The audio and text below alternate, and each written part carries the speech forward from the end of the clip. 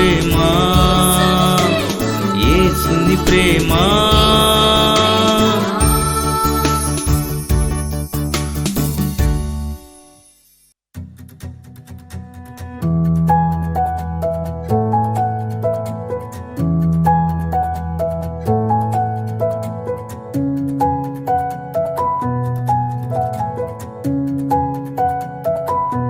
స్తుతి నైవేద్యం.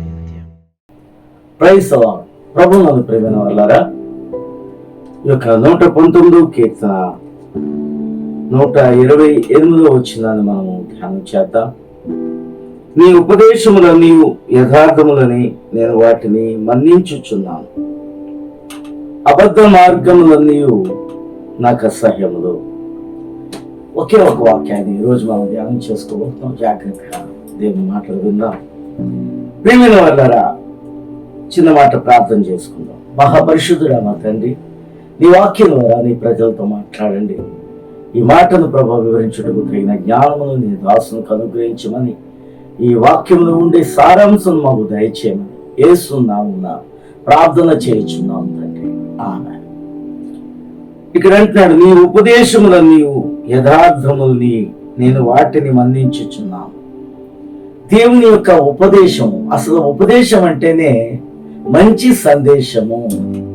మానవుడు బాగుపడడానికి అవసరమైన మాటలే ఉపదేశం. ఉపదేశములో సందేశం మనకేమి నేర్పిస్తుంది అంటే, మనము మంచిగా జీవించడానికి, పవిత్రంగా జీవించడానికి, మంచి మార్గాన్ని ఎన్నుకోవడానికి, ఇవన్నీ ఉపదేశంలో ఉంటాయి. దేవుని యొక్క ఉపదేశములు ఎలాంటివంటే యథార్థములు. యథార్థం అంటే దేవుని యొక్క ఉపదేశములో యథార్థత అంటే ఉన్నట్టు ఆయన మాట్లాడతాడు. దేవుడు యథార్థవంతుడు, ఆయన నీతిమంతుడని, పరిశుద్ధుడని ఎన్నో ఆయనకి పేర్లు పెడతాం మనం, ఆయన గుణగణాలను బట్టి. అయితే ఆయన యథార్థంగా మాట్లాడే దేవుడు. మనుషులు చేసే పాపమును గూర్చి యథార్థంగా మాట్లాడతాడు. వాళ్ళు మంచి చేస్తే మంచిని యథార్థంగా ఒప్పుకొని ప్రేమిస్తారు వాళ్ళని. అదే తప్పు చేస్తే వాళ్ళు ఎంతటి భక్తి పరులైనా సరే వాళ్ళని దేవుడు బుద్ధి చెప్తాడు. వాళ్ళకి నువ్వు చేస్తున్నది తప్పు అని ఉన్నట్లుగా ఆయన మాట్లాడతాడు.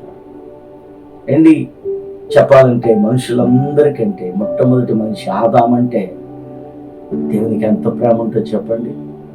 ఆదాముతో రోజు వచ్చి ఆయన మాట్లాడి కొద్దిసేపు ఆదాముతో గడిపి చక్కగా ఆదాముతో ఆడుకొని వెళ్ళేవాడు పరలోక రాజ్యానికి. ప్రతిరోజు ఈ భూమి మీదకి వచ్చి ఆదామును పలకరించేవాడు.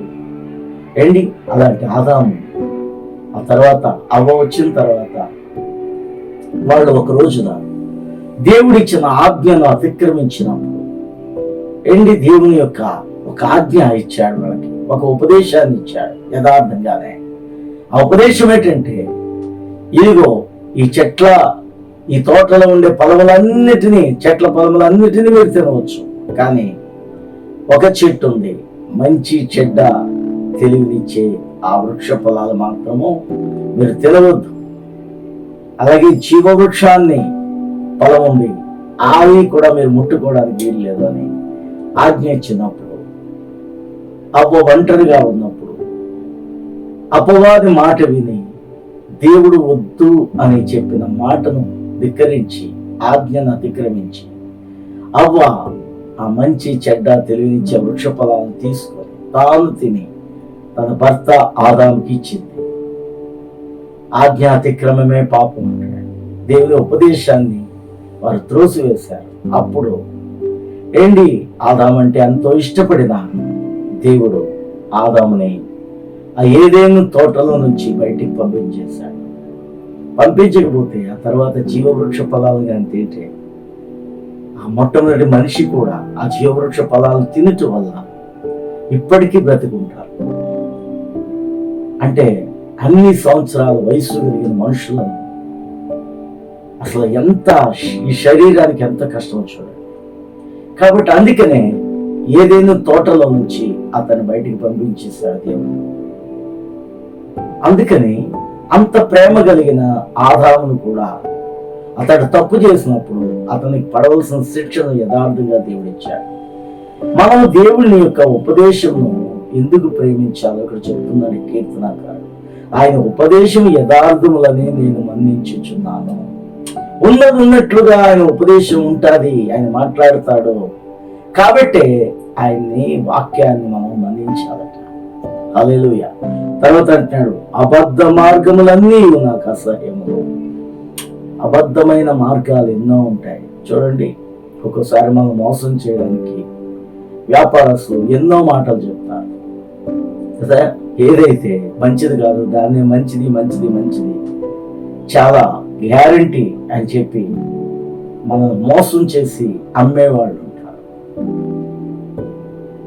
ఒకటి నష్టాన్ని కలిగించే దానిని మనకి అమ్మి ఎలాగైనా వాళ్ళు వ్యాపారాన్ని సాగించుకుంటారు.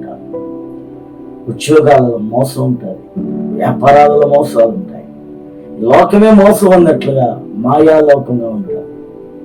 ఏంటి, అబద్ధ మార్గములు ఎన్నో ఉన్నాయి లోకంలో. కానీ సత్యమైన నిజమైన జీవానికి తీసుకుని వెళ్ళే మార్గము దేవుని మార్గము. అందుకనే అంటున్నాడు, అబద్ధ మార్గములన్నీ నాకు అసహ్యములు. అసలు మనం అబద్ధాన్ని ద్వేషించే వారంగా, అసహించుకునే వారంగా ఉండాలి. అసలు మనిషి, దేవుని బిడ్డలు దేవుని వాక్యాన్ని బట్టి మనం అపవిత్రతను, పాపమును అసహించుకునే వారంగా ఉండాలి. ఏది అబద్ధమో, ఏది అబద్ధ మార్గమో అది నీకు అసహ్యంగా ఉండాలి. ఏది చెడుపుతుందో నిన్ను అది నీకు అసహ్యంగా ఉండాలి. అలాంటి శ్రేష్టమైన బుద్ధి మనకి ఎప్పుడు వస్తుందంటే దేవుని యొక్క ఉపదేశాలను బట్టి మన జీవితాన్ని మలుచుకుంటూ ముందుకు సాగితే దేవుని యొక్క మార్గములు సత్యమైన మార్గములను గ్రహించగలుగుతాం. అబద్ధ మార్గములన్నీ నాకు అసహ్యాలు ప్రభువా అని మనం దేవునికి చెప్పగలుగుతాం. హల్లెలూయా. ఏ అబద్ధ మార్గమును కూడా మనం నడవటానికి ఇష్టపడం. అలాంటి శ్రేష్టమైన జీవితం మనకి కావాలి. వాక్యమే అటువంటి మంచి స్థితిలోనికి మనల్ని నడిపించేది. అందుకని వాక్యాన్ని చదివేవారు లేకపోతే వినేవారు కూడా జాగ్రత్తగా గ్రహించాలి. చెప్పేవారు అంతకంటే జాగ్రత్తగా చెప్పాలి. వాక్యాన్ని వక్రీకరించి చెప్పకూడదు. అందుకనే బోధకులు అనేక మంది కాకుండా ఉండండి అని యాకోబు రాసిన పత్రికలో చెప్పబడుతుంది. ప్రియమైన వాళ్ళారా, ఈరోజు వాక్యాన్ని కూడా వక్రీకరించి చెప్పేవాళ్ళు ఉన్నారు. వాళ్ళకి ఇష్టానుసారంగా మలుచుకుని చెప్పేవారు ఉన్నారు. దేవుని యొక్క మాట యథార్థమైంది, అది మనల్ని జీవ మార్గంలో నడిపించేది. అట్రీతిగా మనం దేవునితో నడుద్దాం. ప్రార్థన చేస్తున్నాం. మహాపరిశుద్ధుడైన మా తండ్రి, ఈ వాక్యం వింటున్న ప్రతి బిడ్డను ప్రభువా, ఇదిగో నాయన యథార్థమైన నీ మాటలను ఇదిగో వారి జీవితానికి అన్వయించుకుని జీవించే భాగ్యం దయచేయమని, వాక్యమును గ్రహించే భాగ్యమును దయచేయమని యేసు నామమున ప్రార్థన చేయుచున్నాం తండ్రి. ఆమేన్. ఈరోజు పుట్టినరోజు జరుపుకుంటున్న సుస్మిత కర్మోజీ గారిని దేవుడు దీవించి ఆశీర్వదించును గాక. ఇంకా మంచి ఆరోగ్యంతో, అభిషేకంతో దేవుడు నింపి వాడుకున్నాను గాక. మీ మినిస్ట్రీని, కుటుంబాన్ని కూడా దేవుడు బహుగా ఫలింప చేయను గాక. God bless you Susmitha. Happy birthday to you. అలాగే ఈరోజు పుట్టినరోజు జరుపుకుంటున్న ఆర్ సృష్టిని కూడా దేవుడు దీవించి ఇంకా మంచి ఆరోగ్యంతో, జ్ఞానంతో దేవుడు నింపి అన్ని విధాల దేవుని యొక్క దీవెనలు పొందుకున్నాను గాక. హ్యాపీ బర్త్డే టు యూ సృష్టి. గాడ్ బ్లెస్ యూ మా.